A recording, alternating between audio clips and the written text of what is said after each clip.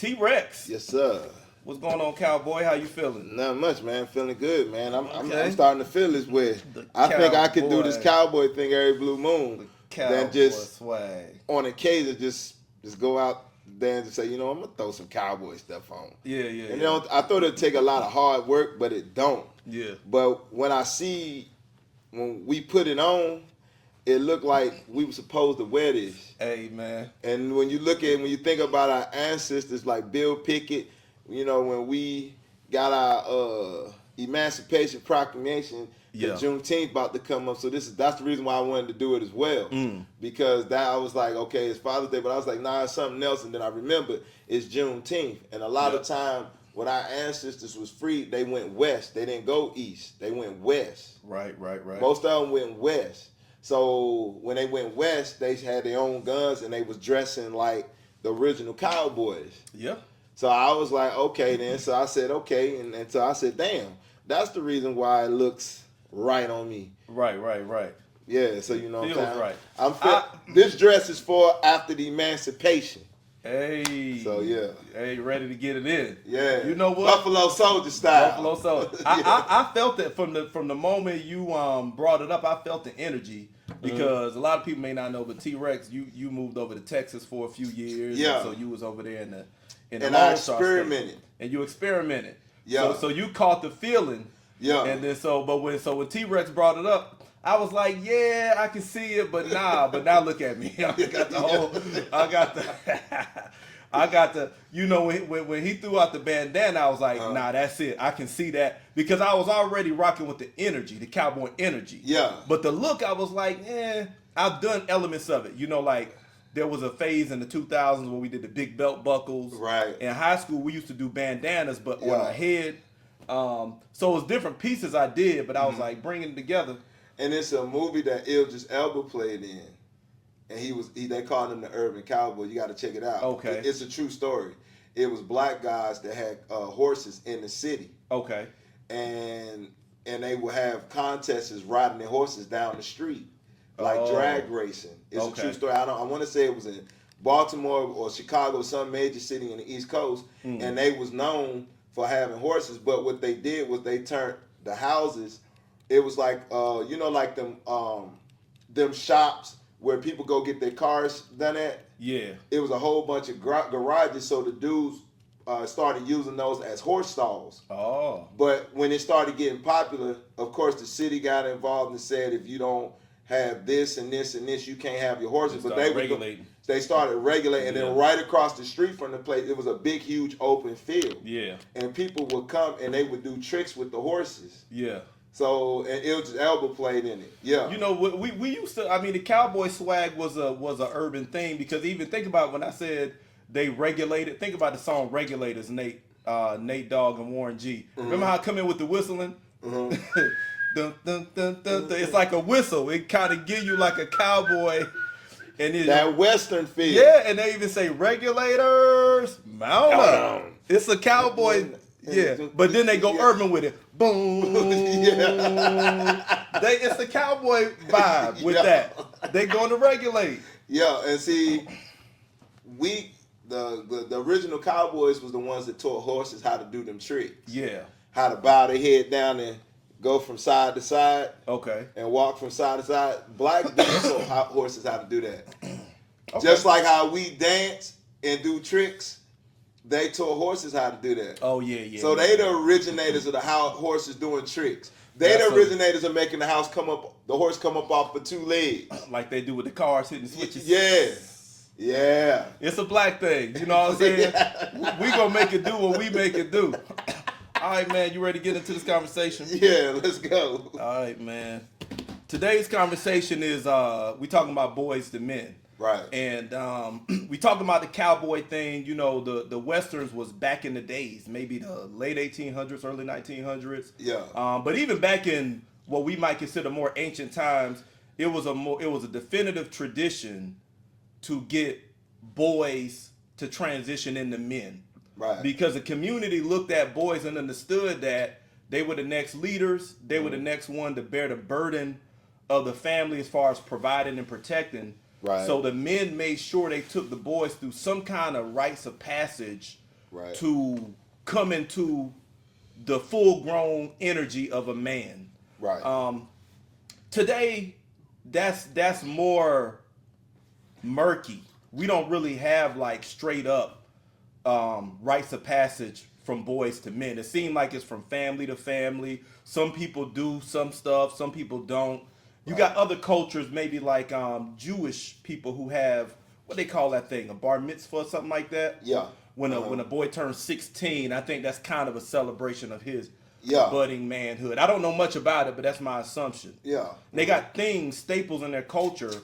Like Hispanics got Katina or Quince. Okay. But when a girl turns 15 or 16, they have a huge birthday party or something for them because she's transitioned over to womanhood. And even in America, I've heard of a sweet 16, but that's more of a girl thing. Yeah. Right? I mean, let's open up with this question. What can you think of in our culture that we have for boys, like a rites of passage for boys recognizing their transition into manhood? Is there anything you can think of that we have? No, but I can see what we can use or what we have used for a boy transition over to manhood is when he graduated from high school. Okay. It's kind of like you're a man now, son. You about to move on to college. Yeah. Okay. But I think that don't really signify you transitioning over to manhood. Right. That's two separate things. In a way, right? I feel you because that's the only thing I can see that. That's a good point though, because it's a decisive marker. Yeah. You're 18 and you're leaving the house in some capacity, so that's like a transition point. But that's not specific to our culture, right? Like we pick that up from the structure the education system is put in there. You're done at 12th grade, you move on to higher education, or you move into the workforce, business, or whatever. Right. But in our culture, I can't really think of anything. The closest thing I can think of nowadays is maybe sports. But sports doesn't target that transition. Yeah. But through the grit and grime and the structure and the work ethic from sports, it usually happens in that period because you got male leadership a lot of times. You got a coach. Yeah. You got a lot of boys around you going through something tough, going through like a crucible type thing, whether it's football or basketball, and they come out on the other side something different. Yeah. So I think sports, that's kind of embedded in sports, but all these things are institutions and processes that are just a part of America, but not specific to our culture. Exactly. So since we're not able to really identify like a decisive rites of passage in our culture from boys to men, what was your transition like when you look back on it? Oh, transition to boy to man. Yeah, when you recognize like key moments, when you say, you know what, at this moment, I was in transition, I was becoming a man. Well, the military was one. Then when I went to Iraq, that was two. And mentally, psychologically, because them two was more physical. Okay. But mentally, psychologically, for me to transition from boy to manhood is when I created a life that's about to come into this world. Oh, fatherhood. Fatherhood, yeah. Okay. Even when, and I didn't have all the ingredients to be a good father yet. I was still trying to find my way. Yeah. So two was physical. The third one was mental, and then I can jump back to Now, influence is what pushed me and wanting to go into manhood. Is like, I used to grow up watching them iconic movies that with Sylvester Stallone, Arnold Schwarzenegger, John Claude Van Damme, Carl Weathers, Dolph Lundgren. All these guys kind of gave me the image of what a man's supposed to physically look like. Lou Ferrigno, Incredible Hulk, and all that. So the look I felt equated to having to have muscle. The body. The body. Okay, the so physique. 3 of them is physical, and the one was the mental, where I wasn't even thinking about mentally going to the manhood, but when I realized that I got somebody pregnant and it's actually a life coming into this world, it made me start looking at manhood from a mental mentality. Because you felt the responsibility. Yeah. Yeah, I feel you on that. Not by choice, but kind of like more by force. Yeah. Yeah. I think a lot of us kind of get thrust into that. Like, life becomes more real. You got a baby on the way. Okay. For me, and I mentioned this before, but not growing up with a father figure in the house as well. You okay? Yeah. I didn't have I had my grandpa, but he didn't. Just to add on to what I was saying, sure. Not to cut you off. He was there, but he was not there. Not saying bad, but he didn't teach me a lot of the things as far as what a man should do. Yeah. It was more that he is like he wasn't thinking about telling me, but him doing it was demonstrating. It was like he was just demonstrating.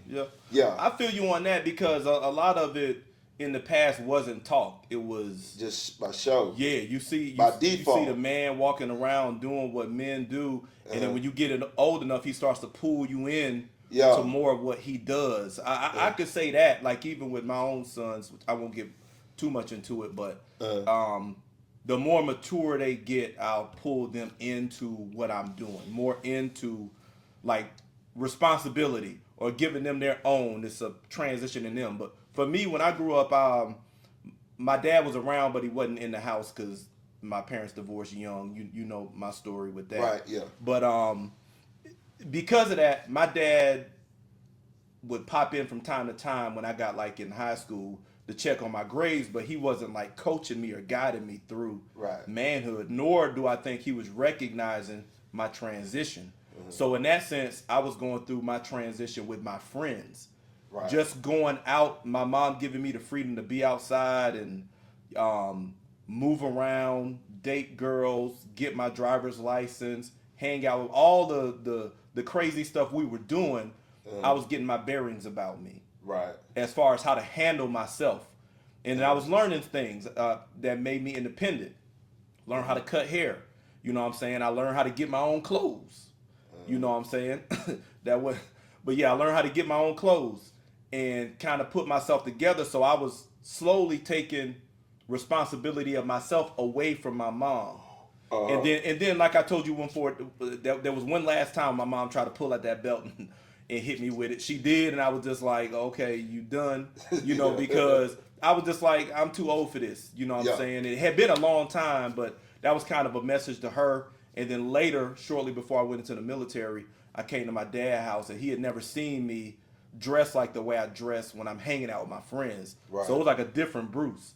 And he tried to son me, you know what I'm saying? Like he tried to little boy me for whatever reason. It was something he said, and he was like, sit down, boy. And then I stood up, you know. And I remember his other son, my younger brother, was there, and he was giggling, right, because he seen me confronting my dad. But it wasn't out of beef, it wasn't out of beef or disrespect, but it was out of something inside me saying, hey, you need to recognize where I'm at, right? Like I'm not a little boy. But those things and getting the job and working and taking my mom's old car and working and paying to get the engine rebuilt was all transitions to manhood. Then, of course, the military doing that, going out there and then looking around and being like, okay, it ain't nobody to look to but me. Right. Then it was like, okay, this is it. Like I'm in manhood now. Yes, sir. Now, we open up talking about like the attire, how we dress and stuff like that. How much do you think clothes factor into manhood, being a man? You mean, okay. What you wear, how you dress. Okay. Like I said before, or what I have noticed before is that I only dress when I didn't feel like it was a need to dress unless I was going somewhere. Okay. Because most of the time I wear gym stuff. So unless I'm going somewhere, I don't feel like I need to dress like that. I got you. That has always been my mentality. But now that I have got older, sometimes dressing to look a certain way, for me, dressing to look a certain way and everything, I think it's more so to make me feel good. Okay.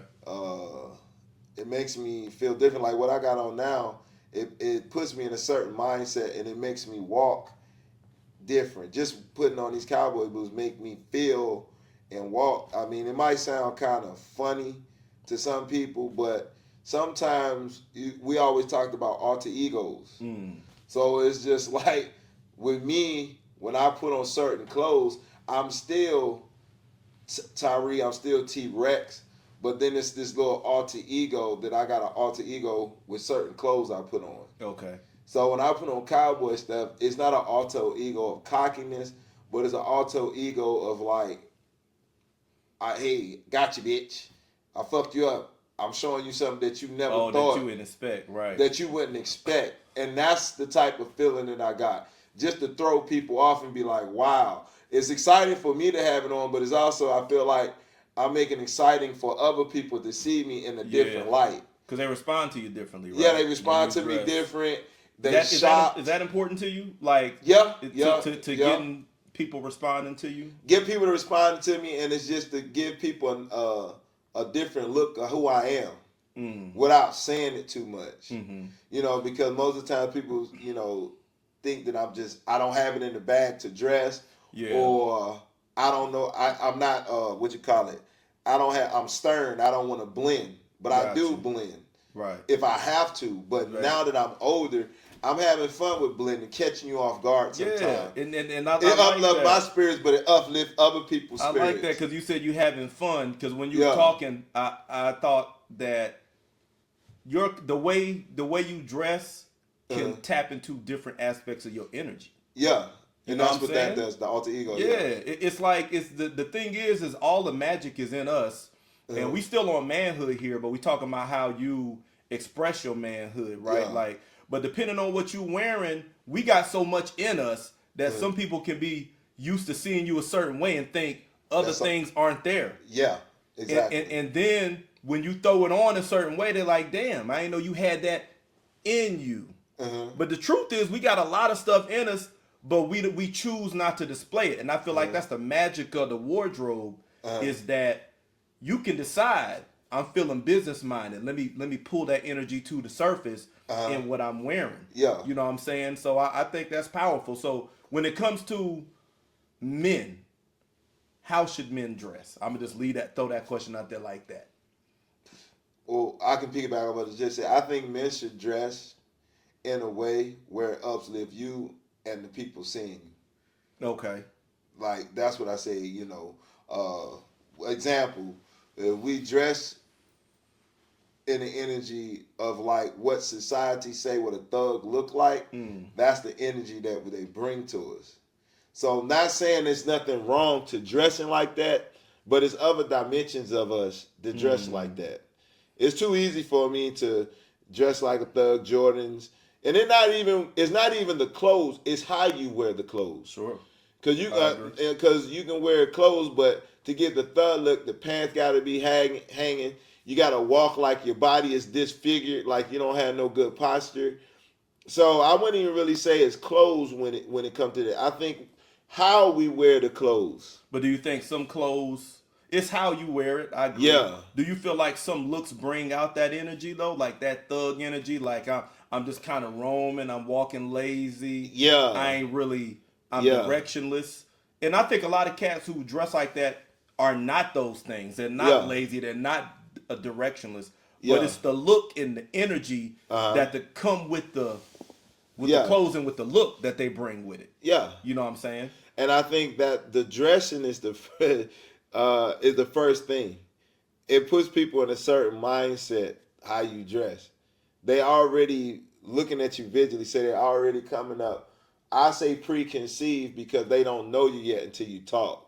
So they can have a preconceived image of you before you even talk. Like you could be dressed like that, and they not even knowing you ex-military officer, went to college, everything, until you open your mouth, and then they'd be discombobulated, like, oh, he's well educated, but why is he dressed like that? Well, it's not why, because see, they'll say why you dress like that, and you're like, okay, maybe if I pull my pants up and I walk more distinctively, now that clothes I got on don't look thuggish. Mm. But since I'm walking like this with the dip, or I got this little slang and then my pants hanging, you see what I'm saying? So I think dressing for us is very important. That's why I say, and the positivity, you're gonna wear your clothes the proper way, I think. Do you think this disposition you talking about, this persona, like I'm gonna call it like a thug persona, Yeah. a urban look, you know, a youthful look, Yeah. that do you think in our culture black men bring too much of that into how they dress as men? When you say too much, you're talking about Too much of the youthful swag that society looks at as, you know what I'm saying, however they look at it. But Yeah. like what you talking about, you think we say, bring too much of it into our adult? Yeah, I think you bring too much in it, especially depending on the environment that you in. Okay. I truly believe that. Okay. Not just the presentation, even how you talk, your facial expression. You know what I'm saying? You know, bringing too much swag, and I like my cousin say, "Cause you smile too much." You know, stop. It's one thing to smile, but it's another. You know, you laughing at everything. You make yourself look immature, especially when you got the urban young look. Okay. You look immature. You don't look like you know nothing, but you can still have that urban look and just and still be poised. Do you think when black men bring urban elements into how they dress, that it causes them to get more disrespect when they go out in society? Of course. Do you think that dressing will make the difference? Like if because I could throw on some jeans and Jordans and a nice T-shirt and a chain and go out, or I can throw this on. Do you think that I'm gonna get a different response? In today's time, absolutely. Do you think I get an absolutely different response in terms of like? Do you think like the prejudice that comes with how society views black men? Do you think this would get what you got on now? Yeah. Hell yeah, we'll You get think rid so? of it. Yeah, the way you dress to a certain degree, the way you dress will take the hostility away, not the prejudice or discrimination away. Okay. It would take the hostility away. With it, you know, they not like this. That's a they still got the prejudice, but the hostility, you can kill the hostility how you dress. That's what I mean by that. That's a great distinction. I never heard that, because it's like, you're right. Certain elements of how black men put themselves together, society sees as it puts them on defense. Yeah. Even and sometimes it ain't even the clothes. It could be the hair. Yeah. Just because your hair is twisted, right? As a man, it puts them on defense because they associate that image with something.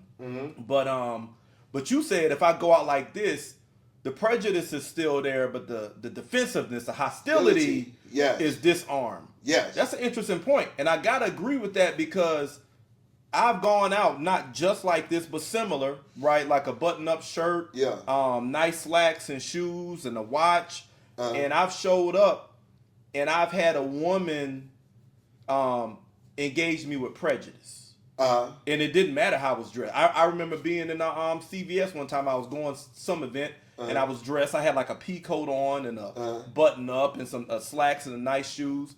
And I was looking for a pen because I was gonna need to write when I got there. And as I'm looking, and maybe she was looking for a different reason, but you know, you feel somebody looking. I look down, and the cashier, she's just like, and then when I look, she turned her head. To me, I felt like it was one of them looks, like is he gonna take something? But I was like, damn, you know what I'm saying? Like, now this is the catch. What I mean by that, like, we can go out right now after this show, and somebody could be prejudiced or discriminatory. When I say that turn down the hostility down, they more prone of hearing what you got to say. Sure. Because they don't, and it's sad for it to have to be the way, but they only listening to what you got to say because the way you dress, they don't know who the fuck you know. Oh, they don't know who you know. Yeah. So for him to be dressed like that, so he may know some other people than black.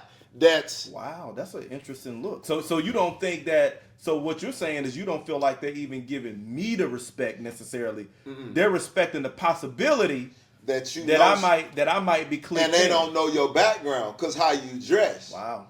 That's why I said the hostility goes down to where he could be an educated black man, but shit, the way he's dressed, we don't know who he knows. If I pull this or that on him, it might come back around through his network of relationships. Yeah, that may cost me my job. Wow. He might got some friends that know the manager or the GM of the Cheesecake Factory.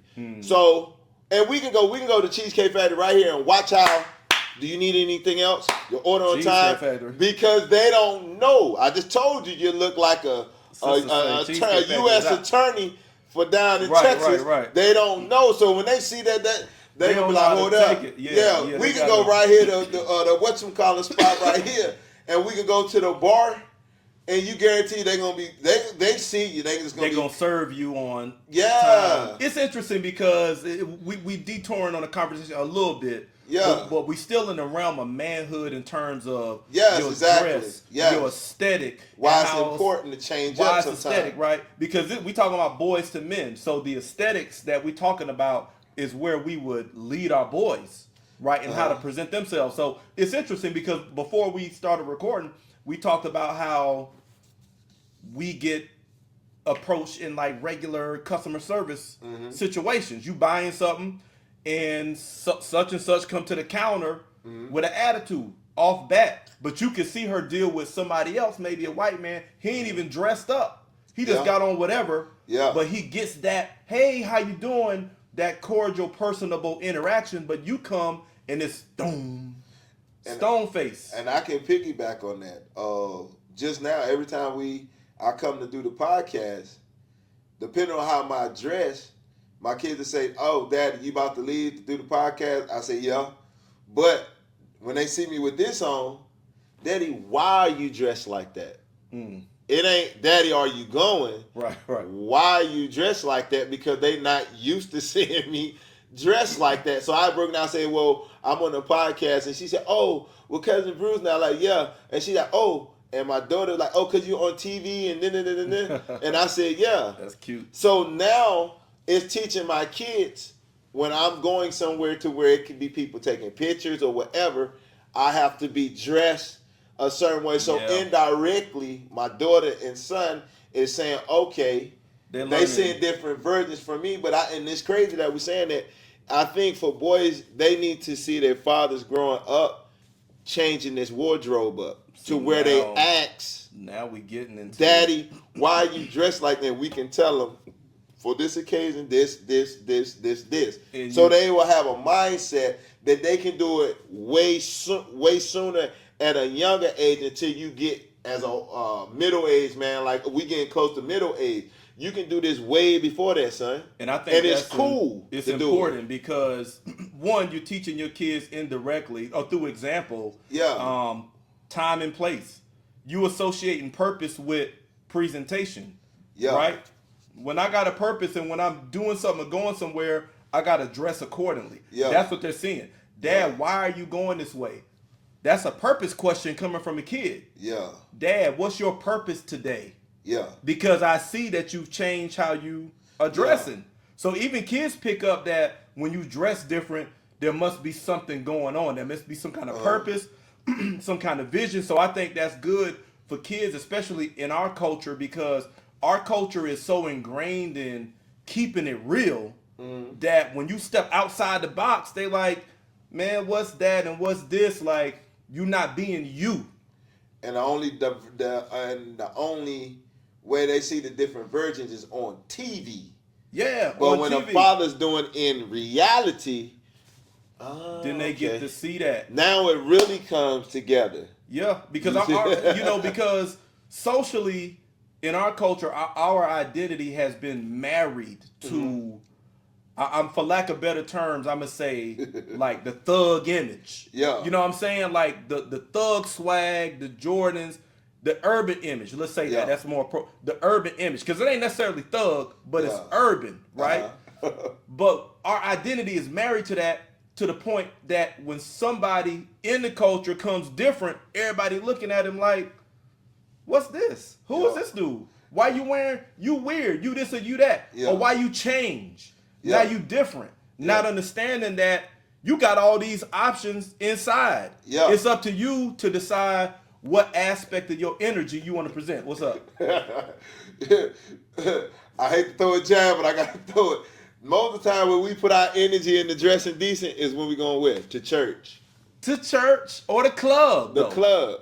Or the club. But I think church is where we really kind of like dig into where we have to dress and have that pious feeling. Okay, I feel you. Yeah. But really, you can do that every now and then got to go to church to feel that. That's facts. And we got to make that cool, like on a regular day. You know what? I'm going to go to the grocery store and just dress like this just to get that feeling and get a different energy from people from what I normally wear to this wear to see if I can disarm them and play with it. We play with everything else. We these young people like to play in the street, play that gang stuff. So why don't you play dressing to get a certain type of energy from people? Facts. You know what I'm saying? And so I think dressing plays a big part in it. And it's crazy for me to talk like this. Because I never. This is crazy right here. But it's always been in me. But you. I'm not surprised to hear it from you. Because I understand your mentality. But I understand why it's crazy coming from you. And I used to see you doing this like, dang, man, because he rock it no matter what atmosphere in, he always pull it off. And I was like, dang, it's in me, but why do I feel uncomfortable? Do you feel like you were married to the urban image? Like that was crystallized as a part of your identity? To the environment that I was in. Right. And because see, a lot of us marry our identity to that one image, and we lock ourselves in that image. And we call that keeping it real. Young men do that. I'm keeping it real. You know what I'm saying? If you show up in the suit, it's like, what you doing? Why you acting white? Or if you speaking like articulate, why you talking white? It's like it's this box we create and we lock ourselves in. And I think that's what young men do before they hit manhood. They create a box. Instead of it being a cardboard box, they done created a concrete box. Iron. So it's hard for them to come out of from a boy to men when the father's outside saying, son, you can come out. Come out. But he done built this from social engineering that to feel like a man, he for some reason he think to become a full man, he can do it within inside that box. But society is not going to respond to you as a man in that box. And a lot of us want to have that fight. And Kevin Samuels, this was his point, which is why he was like, men should do suit Saturdays or whatever. Change it up. Because you want to keep it real and you want to stay in the urban box and then expect society to respond to you differently, like in a business sense. Well, if you're doing business, then you got to dress like you're doing business. And I think the way to get our boys on board with diversifying the image, I'm not saying walking away from urban, but making the urban just one part of one look. You having other looks, they need to get attached to purpose earlier. I'm doing business. I'm doing experiment with business. Let your kids sell lemonade, whatever. You doing business. Or you're doing something with a purpose that requires you to dress different besides church.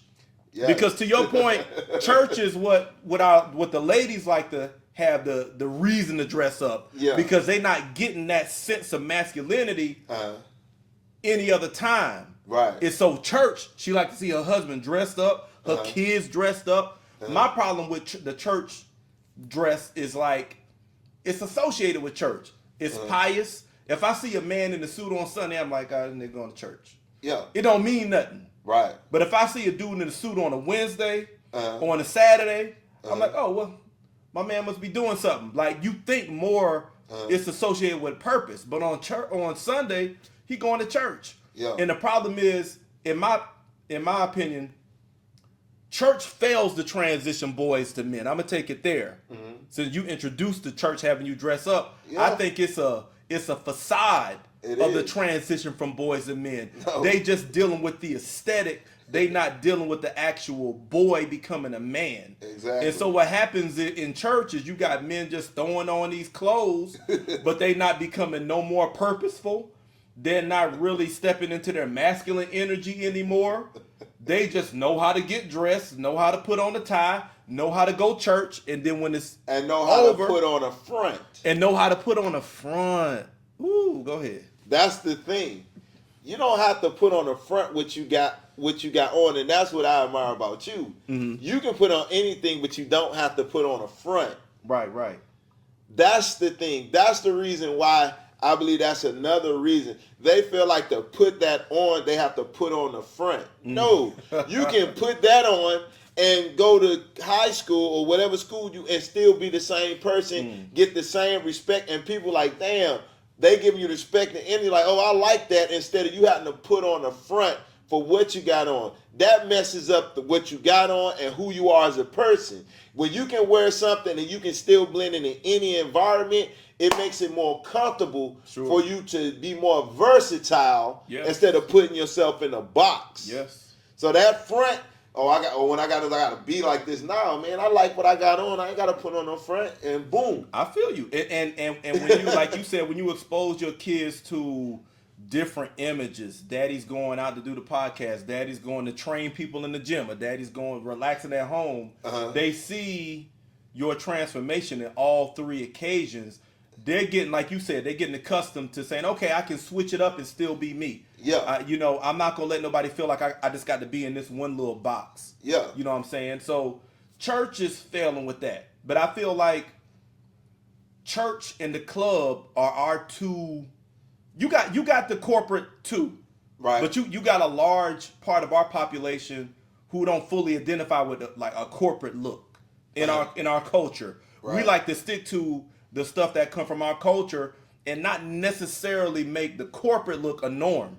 Yeah. So I feel like the club and the church are the two beacons for what our image is in our community. It's either you dressed up in a 3-piece suit and tie and all that, ready to hallelujah, or you got the swagged out, the chain and whatever, and you ready to go in the VIP. It ain't no in between for us that's really been popularized. And then it's another one to piggyback on. I done known guys that grew up in private schools their whole life. Now they scared to wear the urban look, the in between. Right. Everywhere they go, they got on a dress shirt and some slacks. If it ain't dress shoes, it's penny loafers or something, or a sports jacket. And it's like, dude, they won't even put on the sweatsuit. We have to make it a norm, like you say, at a young age. Son, he see you, we got to introduce them how to wear certain stuff and still be cool. Facts. And I think that's the bread and butter for you. Like, son, you know what? You can wear a dress shirt, a nice button-up shirt with them jeans with the Jordans, but this is how you wear it and you rock it. That's where I think fathers, and I'm glad it's the money, I think fathers should do that with them sons. Teach them how to dress cool and still be who you are. Let's go into the father's role in the boys and men transition, since we already talking. Okay.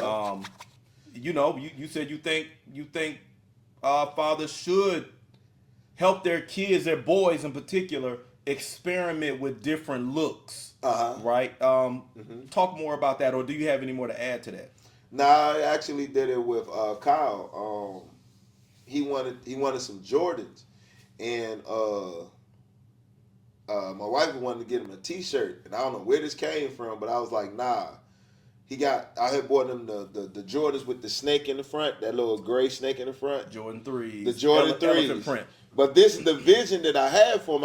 And like I said, I have it in me, but I always feel weird doing it, but when I see it come to life, I get excited. Mm-hmm. I bought him some Jordan 3s. I actually bought him 2 pair, but I had a look for them black ones, the black Jordan 3s. I said, we're going to get him some black jeans, going to get him he already had a white button-up dress shirt, so I said, we're going to get him a black vest to put on.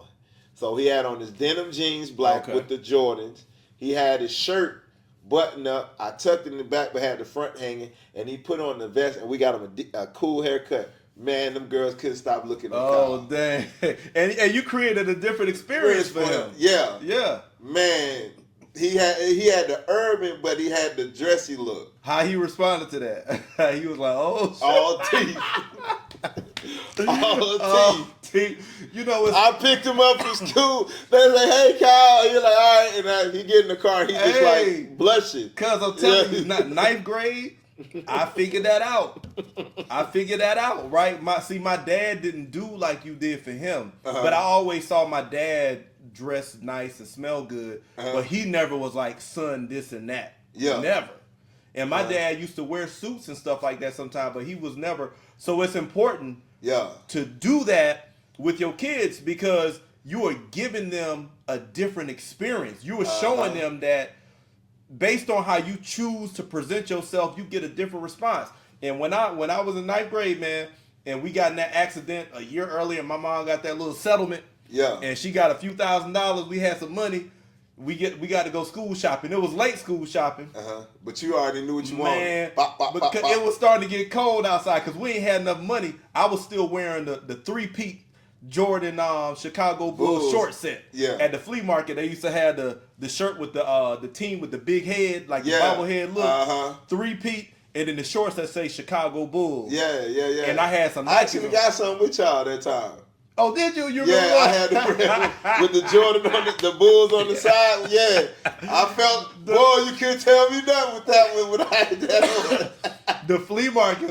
Yeah. The farm flea market used to go and they used to have all the little stuff and my mom said, you get y'all a couple short sets. We pick out the short sets, you know. But it was ninth grade, big transition. Yep. You know, you going into high school now. It's like, you know, it's like, all right, now. Everybody feel like all eyes on me. Everybody feel like, even though nobody paying you no attention. Yeah, but you just feel like that. You a ninth grader. You got to come. So I remember coming to ninth grade, and I had them short sets, and they was fly until it started getting cold. Yeah. And we ain't had no money to buy no clothes until, and then the jokes started coming out. I was like, I'm running out of jokes because one of my homeboys was like, man, Bruce gonna be wearing them short sets with long johns underneath. That's when you said, hold up. I was like, oh shit. I gotta do something about this. Because I can fire back with the jokes, but I'm like, the truth is getting a little cold right now. Like he right. And then that settlement check came in time, man, and my mom let us go shopping. I figured out that I knew how to put stuff together. I go and buy some jeans, and I'd be like, oh, them shoes right there. And then I'd be in a whole nother store and be like, oh, that shirt will go with them shoes. And I was doing that, and I came to school, and I was like, oh, shoot. Yeah. Bruce got best dressed this week. Best dress, and I was like, okay, I see now. Everybody responded different. Even the little cute girl at the locker, she was in 11th grade. Yeah. Her name was Brenda. I'm looking, you know, never said nothing. We both shy. When I came like that, hey, how you doing?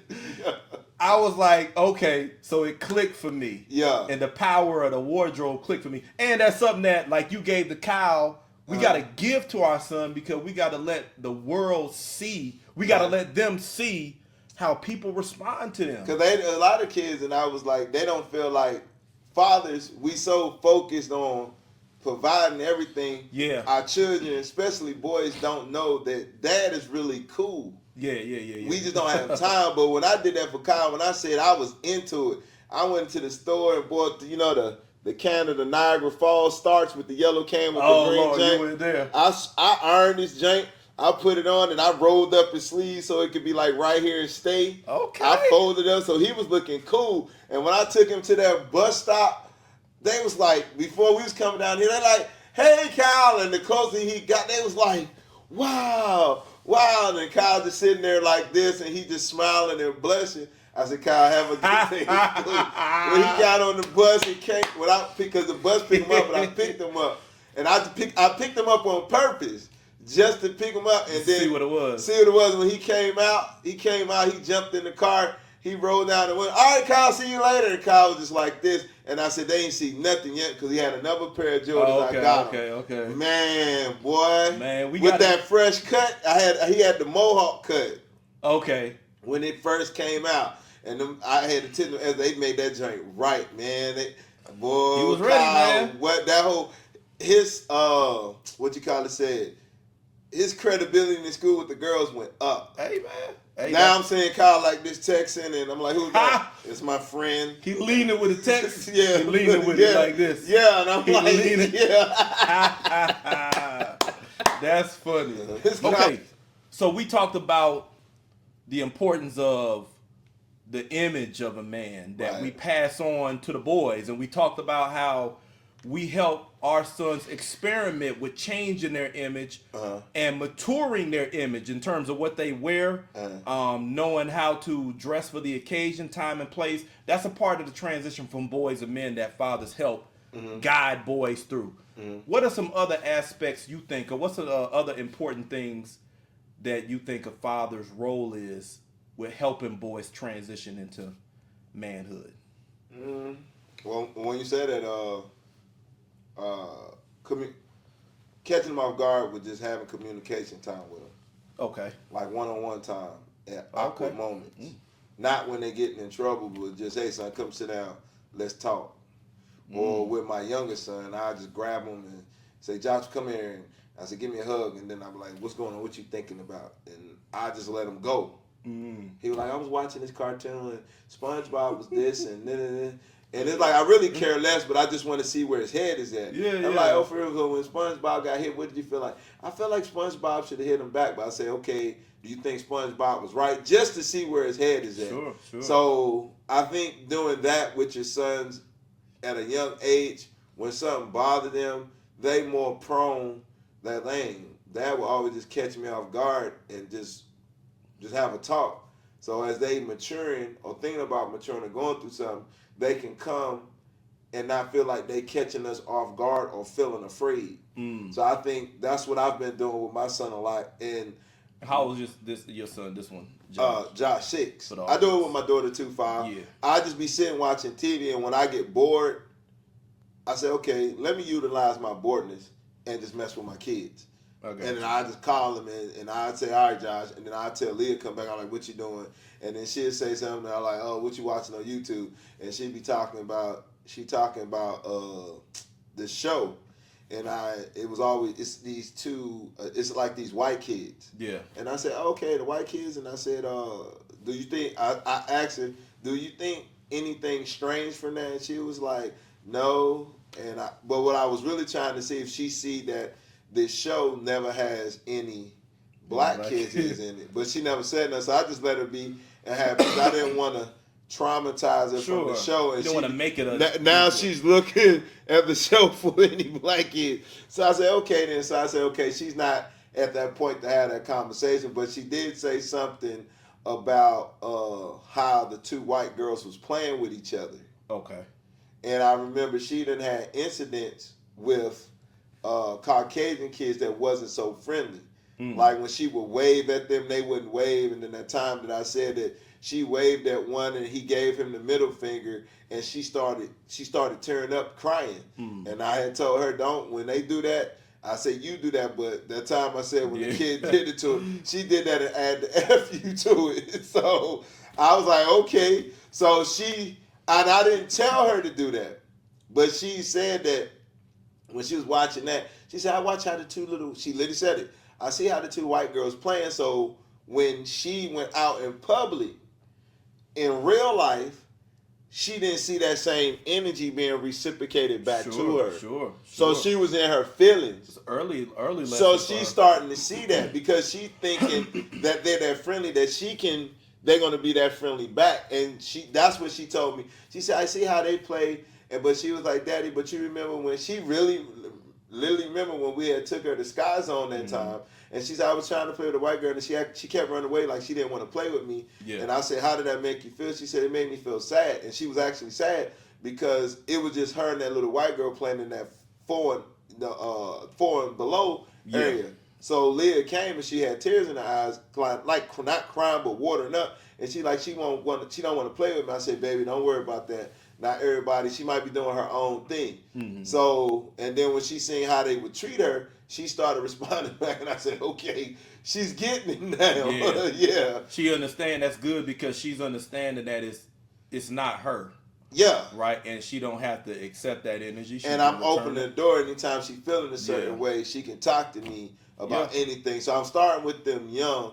They're just having. So when you ask what is it that men can do for their sons, I think just open up a line of communication with them. Yeah, open door policy. I like that. I like that, man. That's great parenting. You know, letting your kids know that they can come talk to you because sometimes the father being the big strong presence is more intimidating for the kids to come and open up to the dad. Yeah. Not because the dad is doing anything wrong, but just because of the natural disposition of a man, they may feel like, okay, well, I can't come in there necessarily and be vulnerable. Little kids will, because little kids, they just gonna be vulnerable. But when they start getting older, they start getting more selective about who they're gonna be vulnerable to, when they go open up, and all of that. Yeah. And I told you I had a similar conversation with my son, my younger son. We went to that birthday party, and the birthday boy was with his crew, was young Caucasian guys. It was only like 2 black kids there and the mixed girl. It's cool though, cool vibes and everything. Yeah. But when we were leaving, I told you that he said bye to the birthday boy, and I won't say the birthday boy's name, but he said bye, birthday boy. And I looked back at the kid, and the kid was just, like this. And he said, bye, birthday boy. And the kid just kind of looked, and he didn't say anything. Yeah. I said, okay. So we walked off the deck, down the stairs, onto the ground, going back up to the truck. And then the little mixed girl came, and she said, Doogie, are you leaving? And he said, yeah, bye. And he said, bye. And I said, son, when you said bye to the birthday boy, what did he do? I said, did he say it back? No. How many times did you say it? Twice. I said, so he ignored you. Well, he might have been busy. I said, nope. How many times did you say it? Twice. Did he acknowledge you? No. I said, okay. I said, that's not your friend. Because he didn't acknowledge your presence. I said, you came all the way to his house to celebrate his birthday. You brought him a gift. Yeah. You played with him. And then when you left, he didn't acknowledge your presence. I said, son, if somebody is not, and this ain't about color. Yeah. He can make that conclusion if he chooses to. Yeah, because it could be somebody your same color do it. So I'm saying if he's not acknowledging your presence, that's not somebody who sees you as a friend. Right. So know that. And you can play with him and all of that stuff, but understand that that's not somebody who you can trust or you can expect to go to bat for you if you're in trouble. And I said, now the girl, you were leaving. What did she do? She came and asked if I was leaving, and she said bye. I said, so she acknowledged your presence, right? She saw you leaving. And she acknowledged that. He said, yeah. I said, that's a friend. He said, oh, okay. So I have conversations like that with my kids too. Like I'll come and I'll go. Sometimes I think as a father, I like this point that you're saying is having an open dialogue with your kids. You go into their world. Like you said, son, so what you doing? SpongeBob, so you go into SpongeBob world, but you got the dad mind on. Yeah. And you just listening to what he's saying and asking him, well, what you think about that in the scenario? I do the same thing. My son is in the games. Yeah. And he'll be this, and that, and this is the killer, and this is the... So what you think? Well, who are you in this scenario? Yeah. And I go into his world, but I ask my questions. And see, when you go into their world, your questions are more digestible for them. It's like a teaching moment. Yeah, because they're excited. Without them knowing. They don't know. Yeah. And they're excited because it's like, oh, my dad's taking interest in something I like. But you're teaching at the same time. And I am taking interest, but I'm teaching. And I'm asking you dad questions, but they don't come off like dad questions. And I'm seeing where your mind is at, and I'm directing you to where you need to be. Like if I see something like, okay, you feel bad about that, why? Let's go into that. Yeah. You shouldn't. This is what that person does or whatever. Like I help shape my son's mentality the same way you do. And when you was talking, I think what we starting to teach our kids is discernment. Yeah. Discernment. Because that's what you need to know, like who's your friend or your foe. Who you can say what to and who not to. I think that's a very valuable. Very important. That's very important. Probably one of the most important things you can teach because that kids. falls in the line of protection, security, not letting the right hand know what the left hand is doing. When you can start teaching your kids where they can get to the point where they can actually see it before they interact it. Yeah. That now they done transition. Now they're thinking with wisdom. Yep. They know not to get in the situation before it becomes a situation. That's usually, it's like being, as the Bible say, wise as a serpent and harmless as a dove, because you can see it far off. You're observant, and a lot of kids who kind of grow up running the streets kind of pick that up by default. Because there are so many situations where you dealing with people with different motives and you see different things, so you learn to start watching to protect yourself. But with our discernment, it's only with our own. That's facts. That's facts. A lot of that street discernment is just amongst. And that's why it's hard for us to trust each other. But on the other side, we let that guard down. Ooh. So that's the discernment. So it's good for us to judge each other and not know each other. You don't know your neighbor, but that's not really our way of life. Yeah. But when it's with somebody else, you let your guard down. You give them that trust without them having to work for it. You initially just give it to them. It's like we do a religion. We give when you supposed to do that same thing with them. So I uses them scenarios with my kids because they're cartoons. Right. It's not people, but with my daughter, she, most of the stuff on YouTube that she goes to is mostly white kids or Asian kids. Yeah. So she's getting it. My son ain't getting it yet, but my daughter getting it firsthand because she likes to do most of them shows the girls putting makeup on and hair, but she don't see enough of black kids doing it. She see white. So she be wanting to blend and talk to them because what she's seeing, but what she's seeing on TV, she's not getting it reciprocated in reality. So she's getting a better first-hand look. Okay, not everybody is friendly. My son, he's still in the cartoon world, but eventually, when he gets from that, at least when he feels that way, the door's open for me and him to talk. Like how you do with Doogie. Yeah. So I think Doogie's older, so I think, by the grace of the man upstairs or whatever, or the creator, I ain't gonna say man, the grace of the creator upstairs, when I get to that point, I want to be able to teach my son that discernment. But I think with my son, when I teach him that discernment, I'm going to show him, like how you doing your son, it's more critical for a man than a woman. Yeah. With discernment. It's way more critical. And I think for a young man to be taught that type of discernment, it takes a man. Yeah. Not a woman. I'm not trying to throw women under the bus with this, but if you want your son to have the right, proper discernment, it takes a man to teach that. Wow, cuz that's phenomenal. And I completely agree with the discernment. And I like the point you made about a lot of the street discernment that a lot of us get in the urban setting, we only exercise on our own, right? We're looking for the good, the bad, and the ugly amongst our own. But when it comes outside of our culture, outside of our group, it's like not all the time, but it's easier to give trust. We turn the volume down some. Yeah, we turn the volume down some. And I like the idea, because we both do this with our kids, is that we especially teach discernment outside of our group. Yeah. Inside the group too, but we teach it outside the group. You need to exercise that muscle of discernment, whether it's amongst your own or outside. Yeah. And sometimes more so outside. Yeah. Because if you don't teach them moments of discernment, which I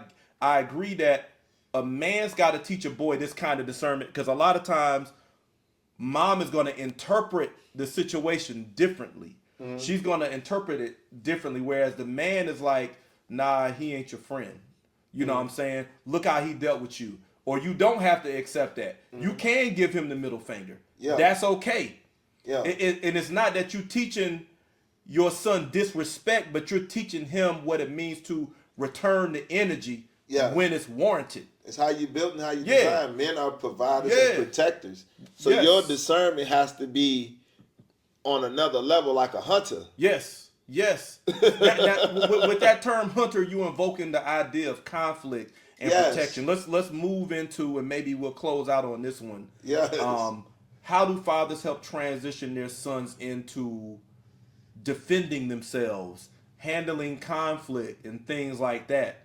I'm gonna shout you out here because you're a master fitness trainer. You're an Army war vet. I'm a Marine war vet, but you're a frontline war vet. Right. Right. We long distance. Even when I was in a combat MOS, it's artillery. Boom. I was artillery, but then did infantry. Yeah. The infantry is a little more hot. Yeah. So I've been to war, but not in the same capacity, not in the same proximity. Right. So with your background, master fitness trainer, war vet, black belt taekwondo, right, and jiu-jitsu, black belt jiu-jitsu. Not jiu-jitsu. Jiu-jitsu, I got to brown. Okay, you got black in taekwondo. So black belt in taekwondo, brown belt in jiu-jitsu. Yeah. Your mindset, and from what I know about you, your mindset is inherently security oriented. Right. You think like that all the time. So talk to the audience about some of the things you do with your son when it comes to preparing him to protect himself. I get what I do. My son is not it's from me sheltering him and showing him so much love that he's oblivious to conflict, to danger, to right? danger. Right, yeah.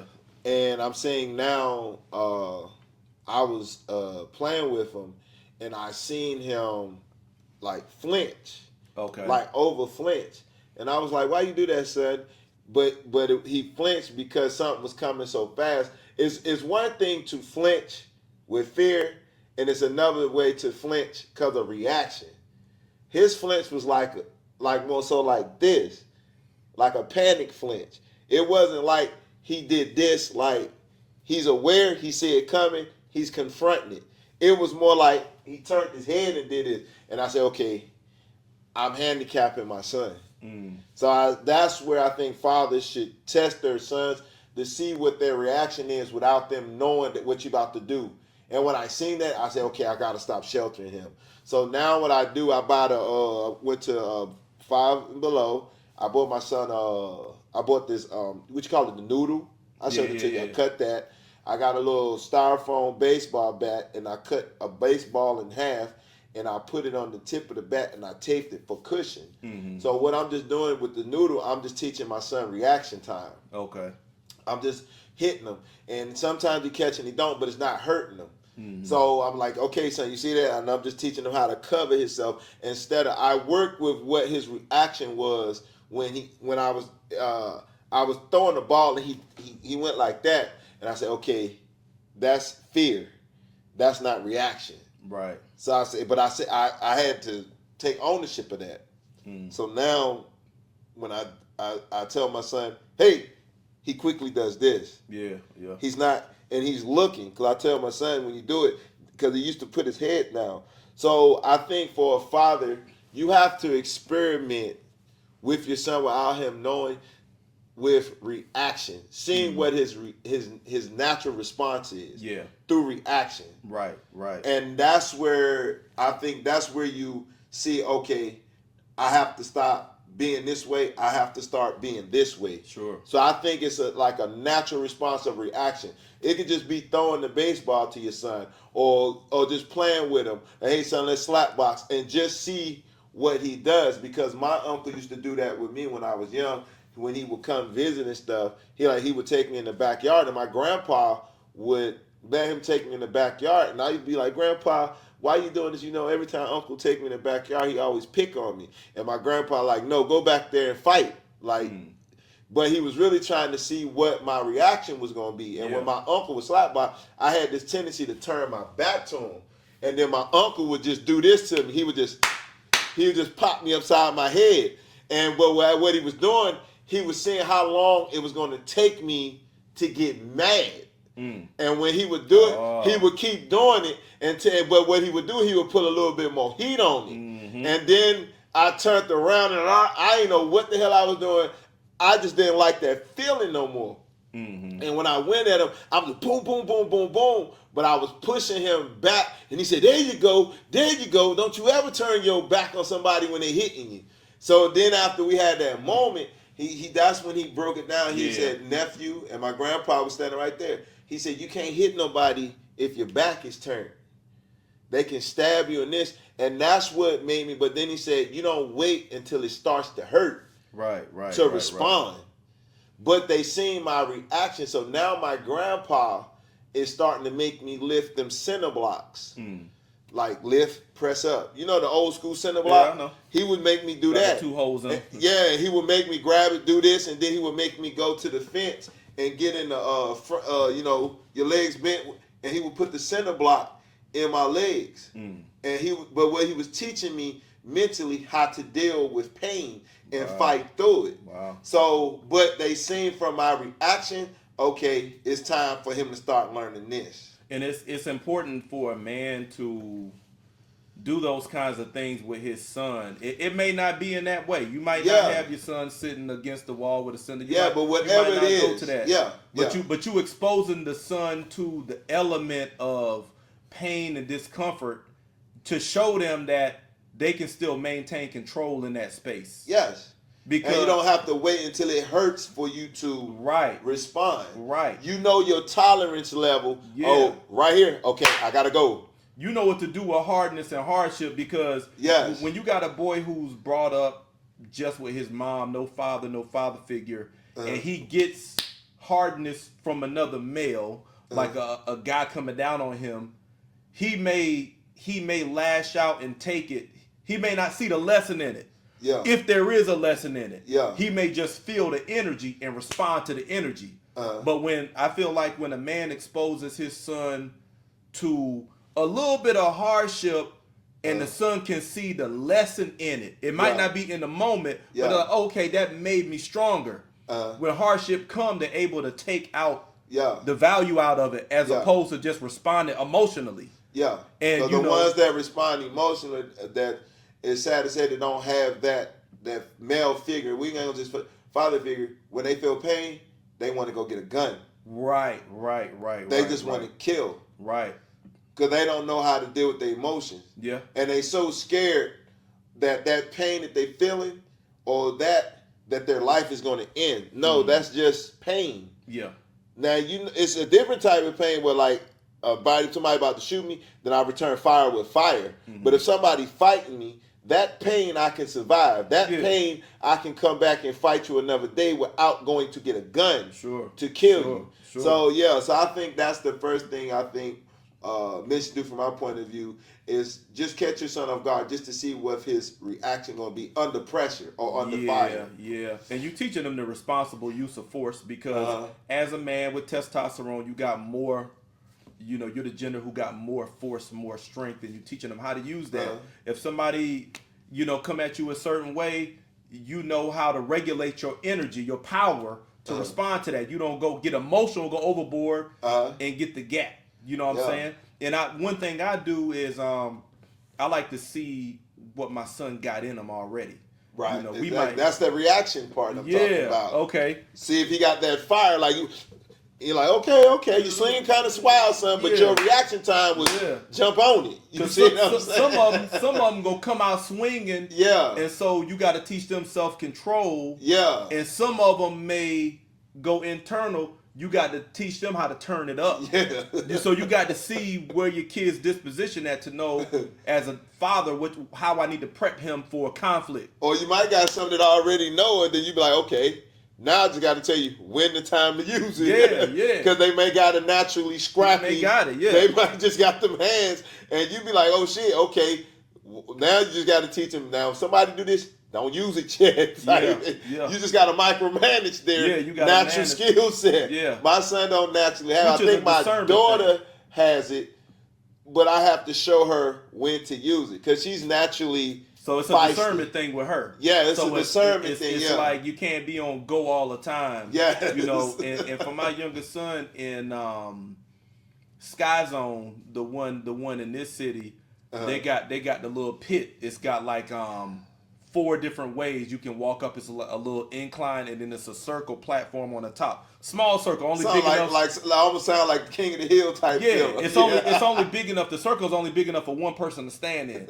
But it's a 4 approaches to that one circle, and then underneath it's all the little cushion blocks. Yeah, and they got the little. Look like some. What you describe sound like some gladiator type stuff. Yeah, because you got the inflated cylinder. Yeah. With the handles. Okay. Yeah. And then so you walk up there and y'all trying to fight off who coming up. Yeah. So when we was going to Sky Zone, he was in that thing the whole time. I was like, okay, I see you. He got some fire. He like the scrap. I said, okay, that's good.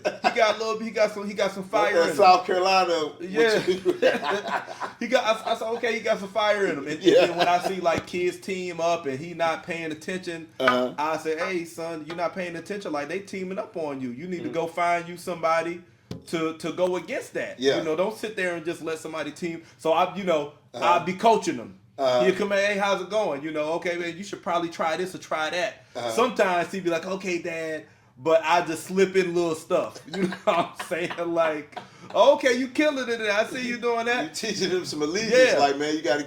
He look like a guy you should have on your team. Yeah, I'm looking at his body posture and where he's putting the weight at. Like, he's putting the weight on his front foot where he need to have it on his back foot so he can pivot more and deal with the threat. Yeah. You know what I'm saying? I said, son, put your weight on your back foot and swing like this. You can adjust more when you get hit. I teach him little things like that I don't see him doing naturally. Right. So I mean, it's all a part of when the father is involved with the boys and men transition. You use anything as a teaching opportunity. Yep. We are always looking at a teaching opportunity to say, okay, how can I help him to overcome in this situation? Yeah. So I mean, so conflict, self-defense, teaching them how to handle themselves. And we can create those for them without them even knowing. Yep. And too many of our boys get exposed to the hard shit too soon. Exactly. You know what I'm saying? And they develop bad habits with their aggression and their energy, because you want to teach your son how to harness his anger and how to use it. You don't want to teach him to suppress it. You want to teach him how to be skilled with it and to be discerning with it. It's a natural emotion. Yeah, it's natural emotion. It's not a bad one. It's not bad. It's how you use it. That's what I used to hate with religion and Christianity. Anger and sin not. No. They make it seem like you just supposed to squash it. Like it ain't got no place, right? A father is like, nah, that's good, son. I'm glad you got that. Now let me show you how to use anger has its positive and negatives like everything else. But when people hear you say angry people, all people want to look at it as negative. Yeah. When the Creator did a lot of things, well, I ain't gonna say the Creator. God did a lot of things in the Bible out of anger. But they called it righteous anger. Oh my God, a whole lot. But now this God that supposedly created us, he's angry, and a lot of stuff he did out of righteous anger. You don't think we're entitled to that neither? If we believe in him, we supposed to be in the image of him. So why can't, when I get angry, why can't it be righteous anger? Why is it automatically looked as demonized, especially for the black man to be angry? Yeah. It's just like, oh, don't you get angry, nigga. That's one of the obstacles. That's one of the obstacles or the attacks on the boys and men transition or manhood of a black man, which we're gonna get into in the next episode. Yes, sir. But it's like, I mean, the anger is good, but it's better when you learn how to harness it and guide it. So it seems like the next episode is gonna be more like for the emotional part of a man. The emotional part and the mental, the obstacles in our society that demonize it and attack our development to make us think that anger is bad and all of this thing. Nah. So let's go ahead and wrap this up and do any last thoughts on Boys to Men coming from T-Rex. So you got something? Give them something. Give them something. What's the last points you want them to remember? Boys to Men. Boys to Men. Just pay attention to your son. Right, hey, man. That's all it is. That's as simple like I said. Boys to men, pay attention to your son. Hey. And I think when you do that, hey, everything we talking about gonna naturally happen because you're paying so much attention to them that you're gonna make them adjustments. Yeah, I agree. And I'll end by saying we talked about the rites of passage in our culture. We talked about going into your son's world, but asking dad questions, having scenario-based conversations with them about the things they watch, the cartoons, the games, but really you help them mold their mentality and teach them discernment. And not discernment just for their own people, but discernment for all people to know who's for you, who's against you, and how you need to interact with them. And we talked about how to teach these boys how to deal with conflict as they come into manhood, whether it be self-defense, whether it be offense, or otherwise. All of these things are important. But the most important thing, I'll agree, is what you said. Be present. Be invested. Because if you're taking care of yourself as a man, your mental health, your own development, and then you're present and invested in your son's life, you're going to naturally do everything that we're saying. Just by being present. Not just being in the house physically, but being present in the kid's world. The opportunity is going to present itself. They'll present itself. And your instincts as a father will lead you. You don't really, everybody's like, there's no book that come with parenting. The book is in here. Because you've already done the journey and you're further ahead.